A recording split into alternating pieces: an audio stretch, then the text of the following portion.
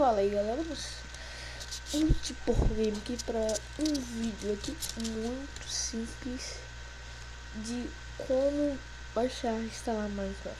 Primeiro você vai fazer o seguinte, você vai vir nesse site, aqui.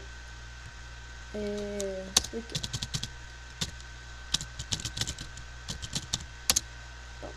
Você vai vir nesse site que é gratuito e é bom. Vocês vão colocar o seguinte, Minecraft SP. Dá um enter, que é legal, né? Enter é legal, né? Enter é foda.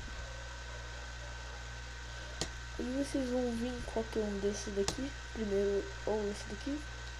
Vocês precisam se registrar no site, que eu já tô registrado. Você dá o download aqui e baixa, extrai a pasta, vai ter isso daqui, ó, que vai vir, ó.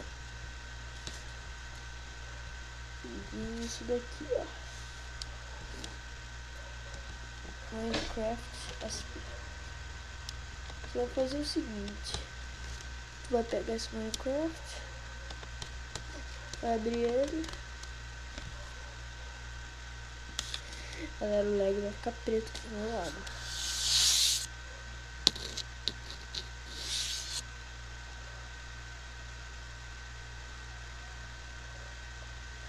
Vixe, me abriu.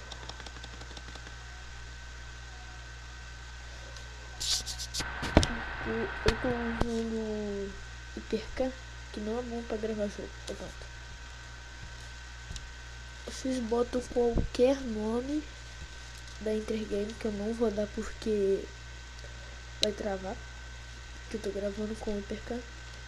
E é isso, pessoal. Se você gostou, dê um gostei. Se te ajudou muito, favorita o vídeo, compartilha o vídeo para os amigos também saber como baixar Minecraft. E galera, até a próxima.